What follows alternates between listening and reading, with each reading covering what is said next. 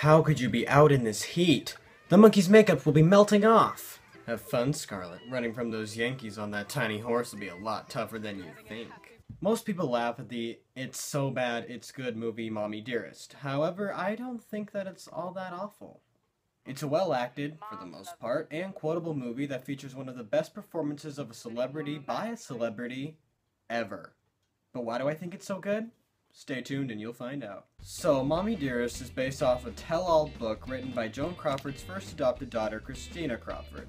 The book paints a rather dark picture of Joan's home life, or how Tina perceived Joan's home life.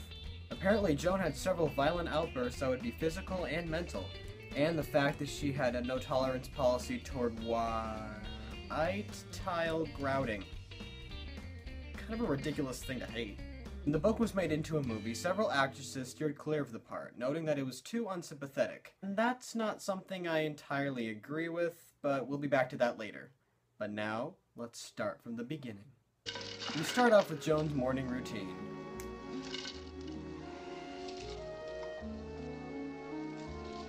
The only thing we're missing here is a total hacking of Jared Leto. Hey, Paul! It might seem ridiculous, but this was mandated by the studio so she could keep a positive public image. So let me get this straight. A movie studio was eventually ashamed of this, but nowadays they let this still find work? We're introduced to Joan's friend, and they partake in a somewhat erotic shower scene. So she'll make love to a man after learning of her maid's disappointing cleaning habits, but she'll only give her daughter a constipated look, even though her daughter's not responsible for cleaning her own room? Same. The next day, or month, or year, I don't know, the movie really isn't clear, we see Joan giving out presents to children. At Christmas is one of the things I'm most looking forward to.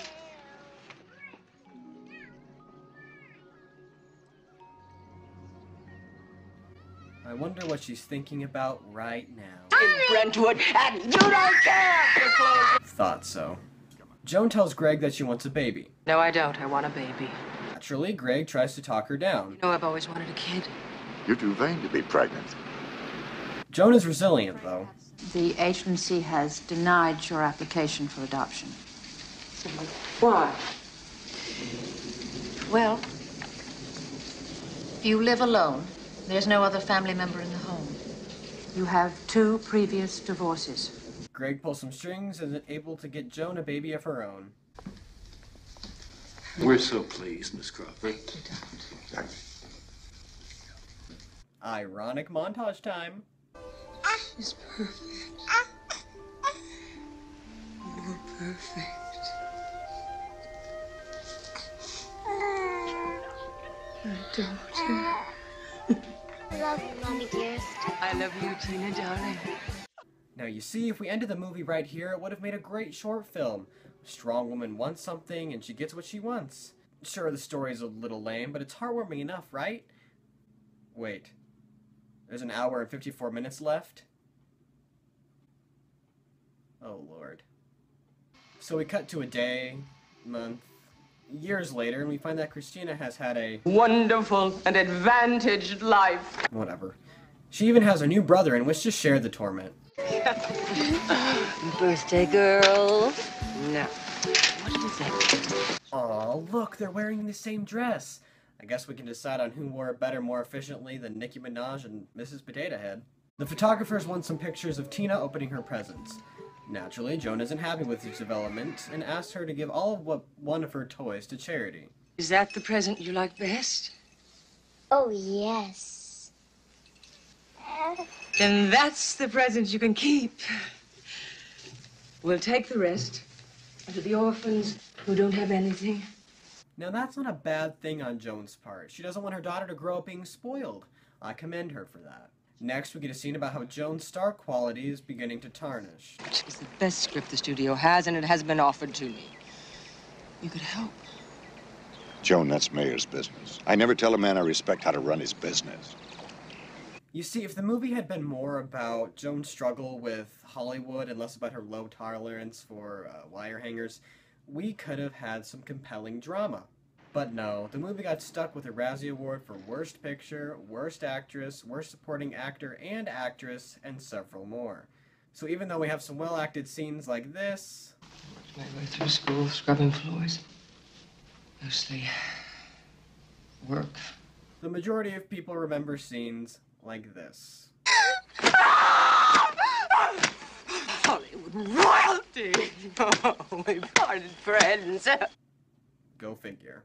No wonder you're sweating like a pig. That's awful running form. So even though Joan gets the part and there's reasons to celebrate, somehow Tina manages to make her mom mad. I can never go to school like this. Mommy, please. You spoiled it! You spoiled it just like I spoiled you!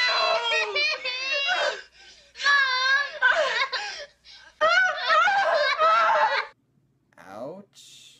I know my wig would hurt too if it was chopped off at different lengths. Later, Joan goes to visit Louis B. Mayer in his office, where we get a compelling scene about what studios did with aging actresses.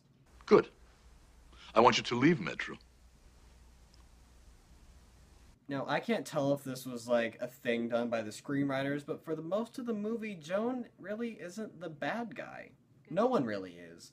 The movie is more about Joan's struggle trying to live her life and overcoming various obstacles. Towards the end, I start rooting more for her than I do for Tina. I mean, if we were supposed to sympathize with Tina, then we wouldn't have a scene like this. Christina, you haven't touched your lunch. It's raw. It's rare, not raw.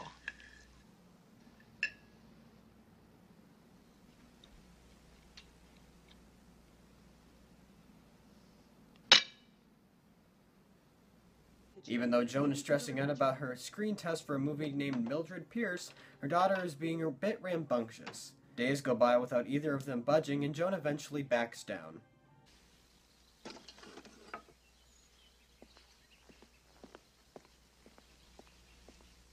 Why must everything be a contest? Ironically, this is followed by a bit where she wins an Oscar. And the winner is Joan Crawford for Mildred. I would rather be here with you than anywhere else in the world.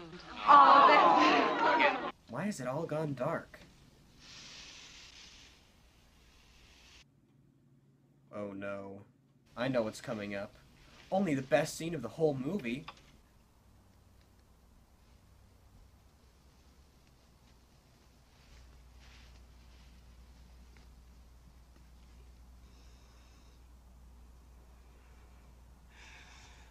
no! Why?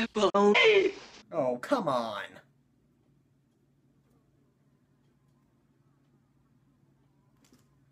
But seriously, this is a brutal showcase of child abuse that is surprisingly effective. Honestly, I think the only reason people bag on it so much is because the reason she hates wire hangers is never really explained. When she was younger and lived with her mom, they frequented or owned a laundromat, and the only kind of hangers they had to hang stuff up on were wire hangers. Hence the reason when she got older she would have padded hangers and all of that stuff. And you can't really blame it all on Faye Dunaway. I mean, she did her research for the part and knew that Joan was a bit over the top in real life. So in the scenes where she's overacting, I wouldn't doubt that Joan would have reacted that way in real life. Okay, so now it's Christmas. What the heck? There's no way to tell how much time has passed in this movie. Christina, do you and your brother get lots of presents at Christmas time? Well, mostly beatings from our mom. Oh, and the psychological trauma. Other than that, we get a pretty good haul. A while later, Joan is taking Tina to a private school. See, the time will fly by. You can call me anytime. Collect. Because that makes the act of isolating your child a little more justified. I understand just how you feel, Christina. I understand. Understand. Do you hear that twang? This gives me the opportunity for a country joke. Let's see, oh, every once in a while me and Ma go muddin'. I also like to wear cowboy boots with no shame. I also wear flannel and swear and have patriotism. Wait, how'd that get in there? Whatever. After what I presume is minutes of attending that school, it seems like Joan is pulling her right back out again, this time on the accusation that she was fooling around with a boy. And we're left with another quote for the ages. There's a liquor store to the right.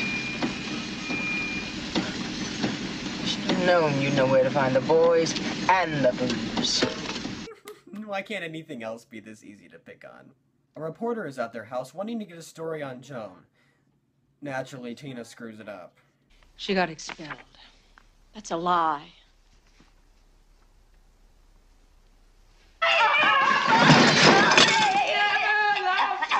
Whoa, no need to attack her, Joan. She just wanted to get the facts straight. After this altercation, Joan admits Tina to a convent or a Catholic school, I'm not exactly sure. Now, hopefully being in this Christian-based environment will help her along her way. Hopefully we have a nice montage on how Tina realizes that the way she acted was wrong and that somehow God will help her. Or she could just be leaving and literally a few minutes have passed. Again. Okay, well you probably heard a million reviews of the ending and how bullshit it is, so I'm just gonna wrap up the story. Tina gets sick, so Joan covers for her on a soap opera. She's apparently really drunk whilst doing it, and it's funny.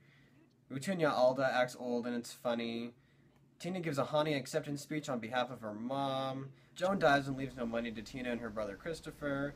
The final shot leaves us wondering whether or not Tina is going to get that money back by exploiting her awful home life. And surprise, surprise, she did! I wouldn't go as far as to say that this movie is the worst thing ever. There are far more atrocious things out there. Would this film classify as a biopic? Yes and no. The movie is sprinkled with aspects that could have made for a very thoughtful movie about Joan's life and career, but it's bogged down by too many one-sided events and explanations. Portions of the movie where Tina has no dialogue or isn't in it at all are the best in the film, in my opinion. They offer thought-provoking ideas and themes. And they're easily the best written in the movie, although that's not saying much. But you can tell where elements from the book come in, because the dialogue is just kind of poor and not as smartly constructed. And this is why I think people ridicule Dunaway's performance so much, because the quality of the writing and the direction isn't always consistent. But do you care? Probably not. Okay, I've droned on and on about this enough as it is. Now you can throw this video on top of the hundreds of others that have tackled this topic. But if you want to remember my 2 cents, that'd be cool. This is Dustin signing off, but only for now. I can't believe it took me 127 videos to come up with the catchphrase.